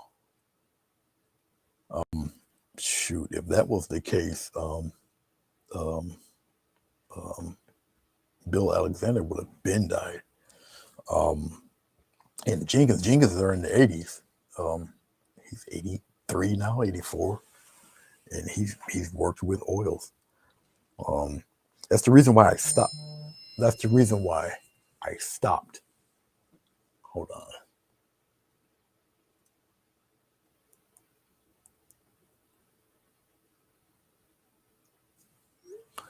It's the reason why I stopped because my dogs at the time, and my dog and cat at the time were just babies. They were like 8 weeks old. And of course, being that age, they get into everything, even stuff that's like they shouldn't be able to possibly reach. They somehow get into it, and that stuff is lethal. So I had to put it up. Um, I've got tubes and tubes and tubes of oil paint. I do have the mineral spirits. I do have linseed oil. I got the whole kit and caboodle. They're in here in the room underneath one of my desks. I haven't really touched them. Uh, I would like to, but I'd have to rearrange everything I have on this table around me, and then I would have to build a spot to actually hang the oil paintings because they take anywhere from, I don't know, 10 days to 2 months to dry. Is crazy, depending how thick you use the paint. So um, I do have my oil paints. I got my brushes, but I just haven't, used them. I just got too accustomed to acrylic. And that's probably why I use such thick acrylic because it just reminds me of oil, the consistency. I always wanted to do something like that, but once again, I don't have the room. Um, Doris, have you ever heard of what is their names? They're a young couple that just recently got married. Uh, oh man, I can't think of their names, but I think they're based out of Texas, and they do nothing. Their whole business is resin. The guy does airbrushing and things like that, but they're a married couple with these two little Pekingese dogs or whatever, and they do incredible resin work. Yes, that's it. Artist till death. That's them. Yep. Man, I used to watch them religiously. Yeah. Yep. That's the Artist to Death. Right. Yeah. Amazing, amazing work they do. But yeah, if I mean I don't know how or what my path would have been like if I didn't know how to already draw.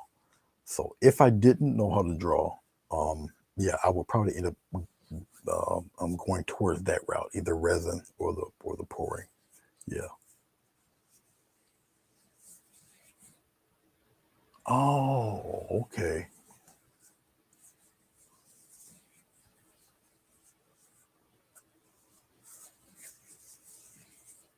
Okay. All right, Doris. Oh man. Yeah, I knew they had a couple. And every once in a while they would put them on camera. Yeah. And then they would have like little parties, little pouring resin parties and everything. So it was fun to watch them, you know.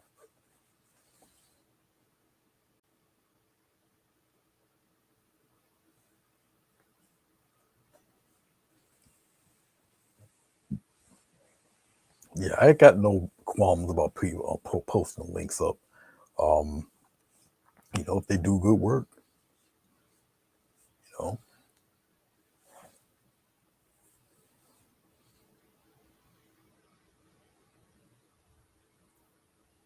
Oh, nice.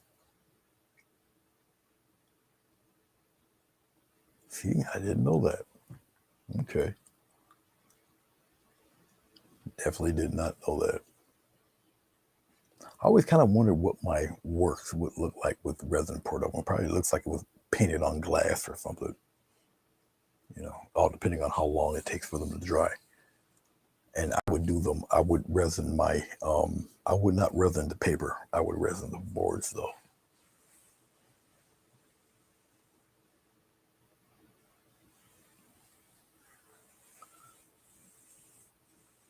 Why would you roll her? That's kind of violent.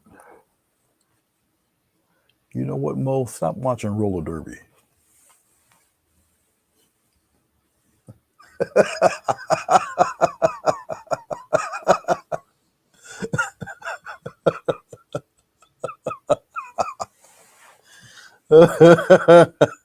We got what you meant. You can't make too many errors on this channel. I'll get you. I'll get you.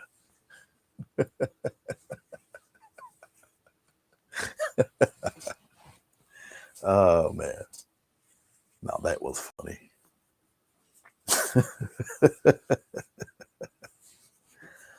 I used to, a long time ago, I was on Facebook, but I would just turn the camera on, turn it to myself, and we just chat just like this. And I would have people ask me all sorts of questions. Or I would just get a giant blank sheet of paper and they would just ask me art questions, how I would do this, how I would do that, and whatnot. I used to do a lot of that years back. So,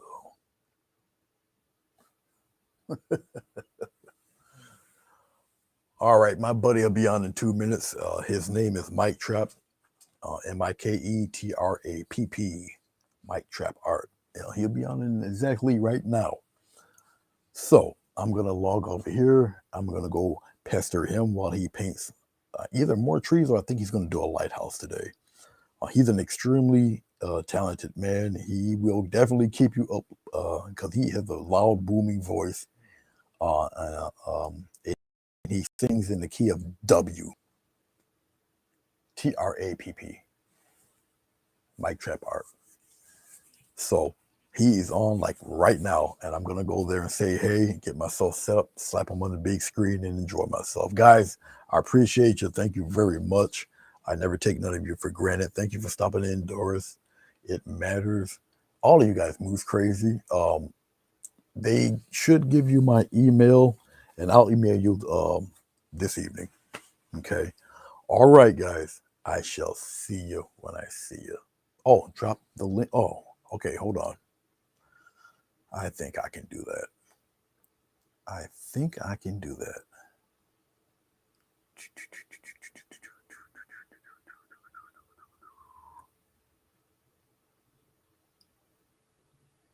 Of course, this phone doesn't give me a link like that. The other one does.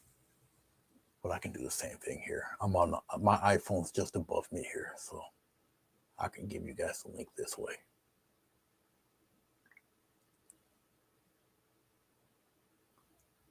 Oh, let's see if I can do it this way.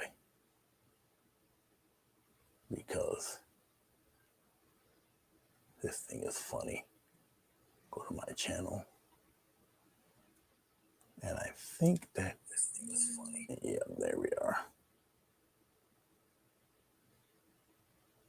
Of course not. It's not going to do it. I think somebody already did it for me, though. Yep, she did it. Okay, good. He's on right now. Okay, guys. I shall see you when I see you. Thank you very much, Sonia. All right, guys. Peace.